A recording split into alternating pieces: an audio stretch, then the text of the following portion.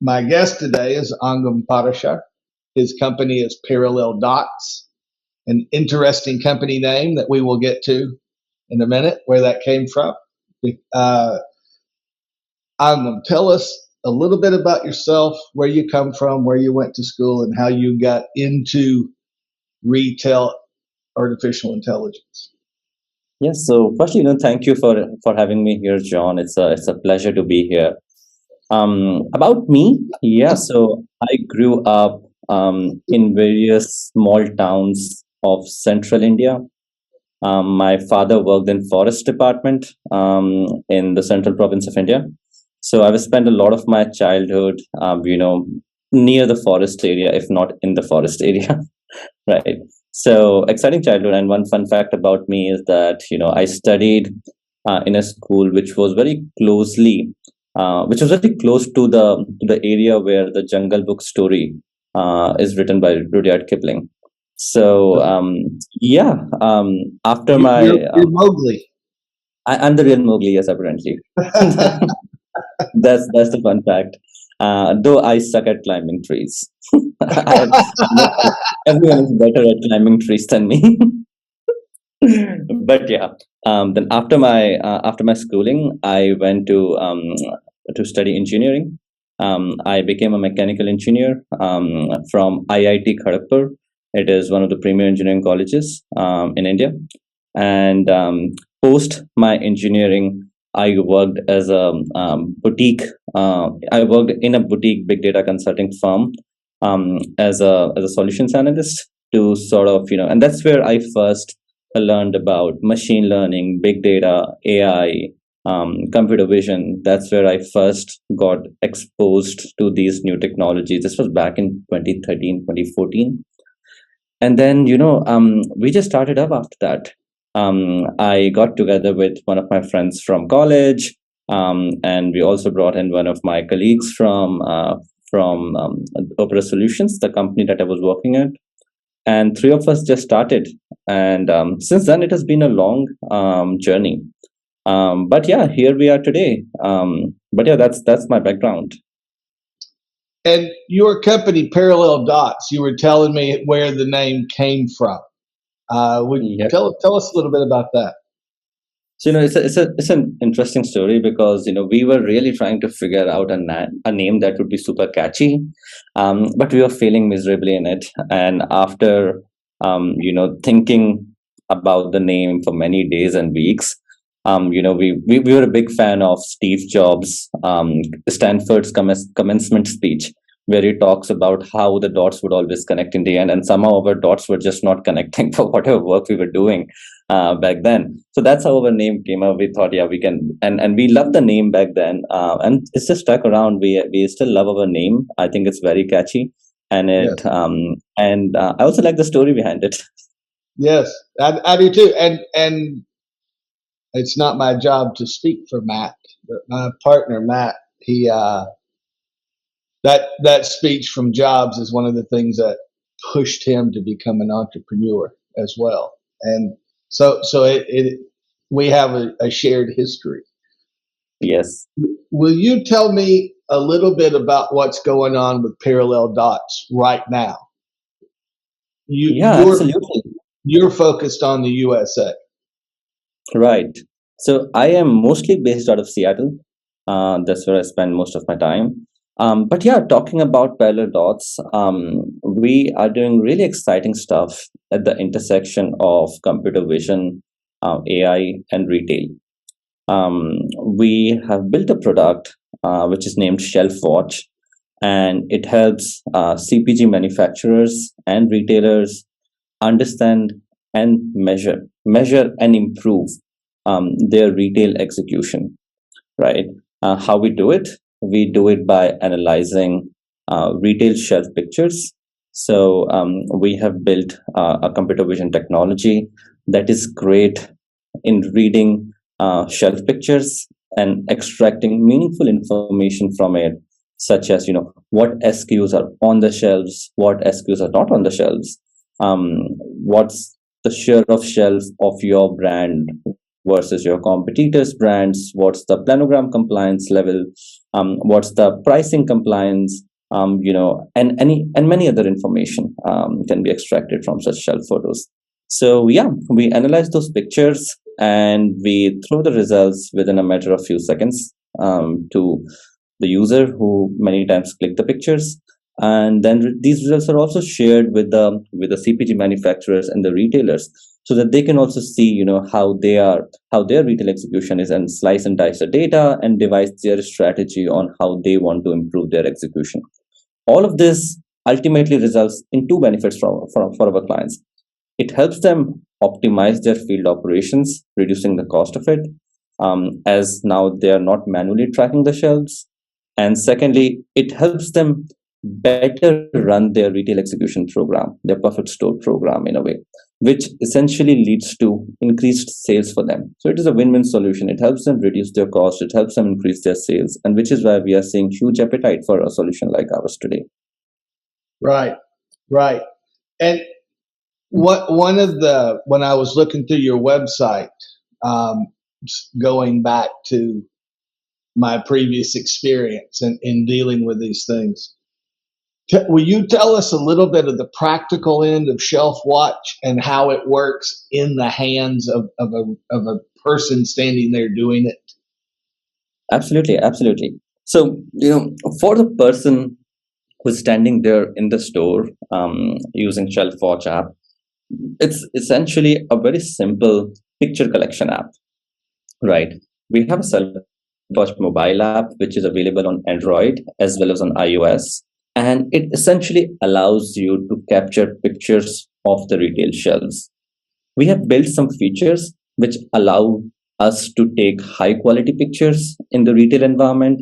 So, there are features such as automatic blur detection, automatic tilt detection with respect to shelf, real time image quality feedback for the user in case the picture quality is not good enough. A bunch of these features allow us to collect really high quality pictures. So the person just clicks the picture, and the pictures are then, there are two ways. There are two ways now from here. Either the picture will get uploaded to a cloud, where we'll process the picture and come up with the insights or the output of the image.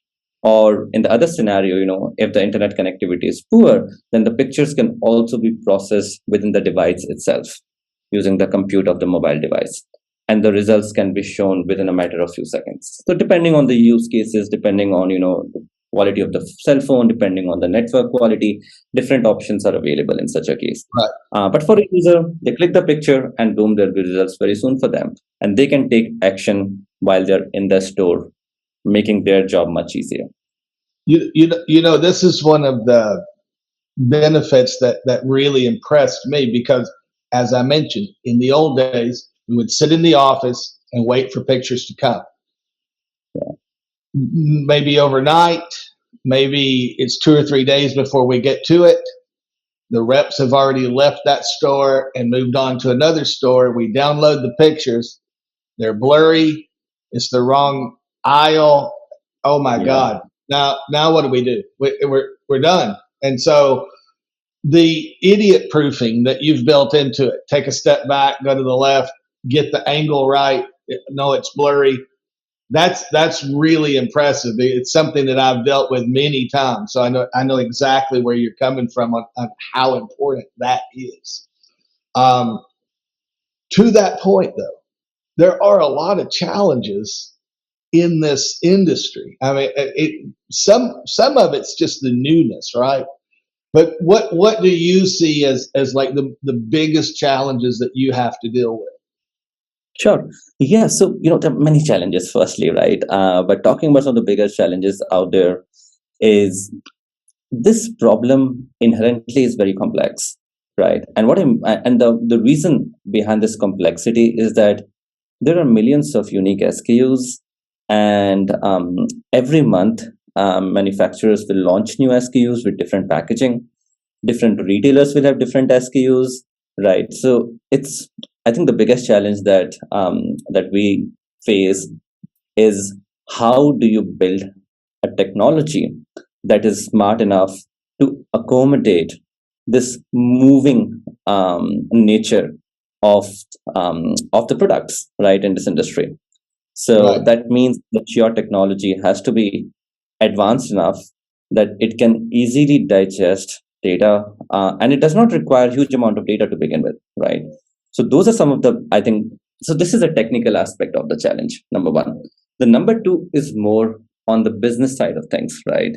Where how do you prove the value of this solution to the clients, right? How do you, because they are they have a habit of doing things, and making changes in it is often hard, right? And for them to see the benefit of this technology requires some patience, and this is what I call about this, right? You'll not be running marathons or running sprints on day one. It is crawl, walk, and run thing, right? So you will start seeing results in first 15 days, but it will be at a smaller scale. But by the time you do 3 months, 4 months, 6 months, you will then start seeing the real results of the technology. And that's where I think we really help our clients understand, right, how they should deploy image recognition technology at scale. So today, I think in our company, we are processing more than 4 million images on a monthly basis. Our solution is deployed across 20 plus countries. We work with some of the largest CPG manufacturers, also with retailers now. And this is what our best learning has been.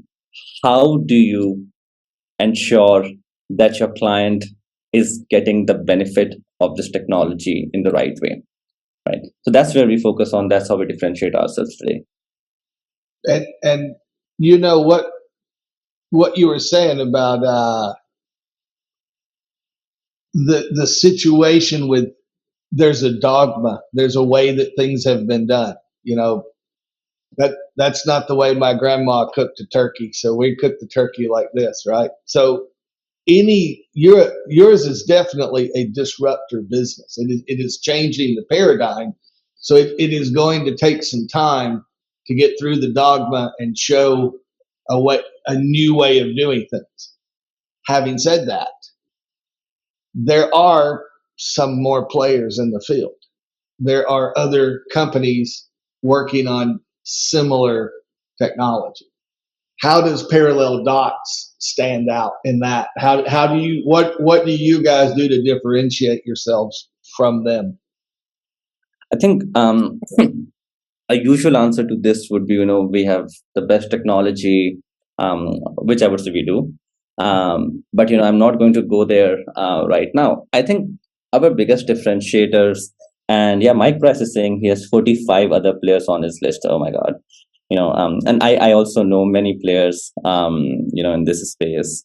I think the biggest differentiator that we have built over time is the experience that our customer get when they use our solution right from day zero, and as long as they continue to use our solution, right? Due to the nature of the technology itself, there's a lot of learning that clients also need to do. They are not familiar with how the technology works. They're not familiar with how much training data they need to provide. They're not familiar with what the accuracy numbers would be, how complex the category is. All these present more operational challenges. So right. So how do you ensure that your client feel comfortable while getting the ROI on the investments that they are making, while getting the best experience in terms of accuracy, in terms of the final output, in terms of the impact of the solution as well, right? So I think that's where we differentiate ourselves the most. And like I said, we have amazing technology. We do not talking quickly a little bit about technology as well. I think we have a really fast, maybe the fastest go to market as well. So if you want to go live, we can go live within a matter of 2, 3, 4 weeks, depending on the projects. Yeah, so I think that also helps a lot in building this confidence. But ultimately, the entire technology is built around to give the clients the best possible experience in this space. So I would say that's our biggest differentiator. That's awesome. That's awesome. So you're over here in America, land that I love. I recently moved back to the United States myself. I was out of the country. So you and I are discovering the United States together. Yeah. So speaking specifically about the United States, we're not really America centric here, but mostly we're talking to people in the United States today. And where are you headed specifically in the United States in the short term and the long term? Yeah, I think that's a great question because US is very unique. While everybody knows that US is the largest market, in this space, US is also very different from any other market, right? So, because in US, many CPGs do not have these large field force presence, right? When you talk about countries in Southeast Asia, in Africa, in Latin America, you see the traditional model is that CPG manufacturers will have their field force, they will have their merchandisers who are making these visits to the retail stores. But US is unlike that, right? It is unlike any other market. And that means there are difficulties, but that also means there are opportunities, right, Right, in the market.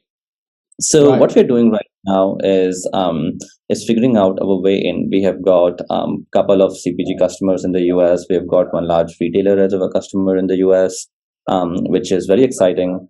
It is the largest. US is also the largest geography for us in terms of our revenue. Um, and the idea is sort of to move forward from here. We have got early success in the US markets. A lot of this is driven by our partnerships in the US market, and our reach in the US market, which has improved lately.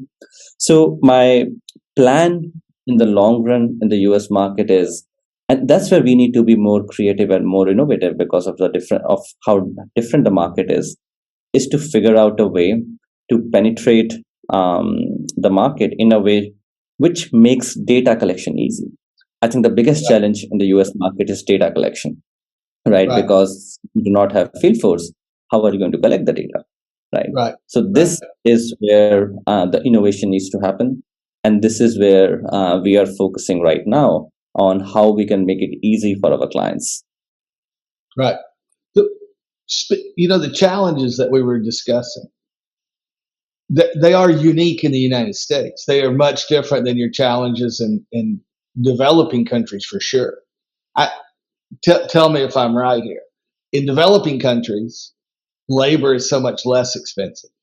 Yeah. So your challenge there is, well, I the answer the pushback you might get is, well, I can have 15 people draw pictures of the shelf cheaper than I can hire your service. But in the US, you've got a big plus because the person holding that camera, regardless of who his employer is more expensive than most of the labor in developing countries. So your push in the States is about the dogma and the new way of doing things, and it's not so much the cost, I would think. You're right, right. I think the one of the major use cases that we are seeing in the US market is cost savings, right? Right, How right, can we shorten the time spent by the reps when they are making right, the visit, right? right, So this is definitely the major, and I'll give you an example, right? So when we work with clients in developing markets, many times they do not ask for the output within 15 seconds because they know the network quality would be poor and they're not too worried about saving the time of the user, right? right, However, when you work in a market like US, there is no compromise there. They want the output right then and there, right, within seconds, right, because for them the primary use case is we want to save time, right? right, So I have seen this clear difference in the use case itself, and the nature of the output that our clients want, right, in a right. developing market versus a market like US.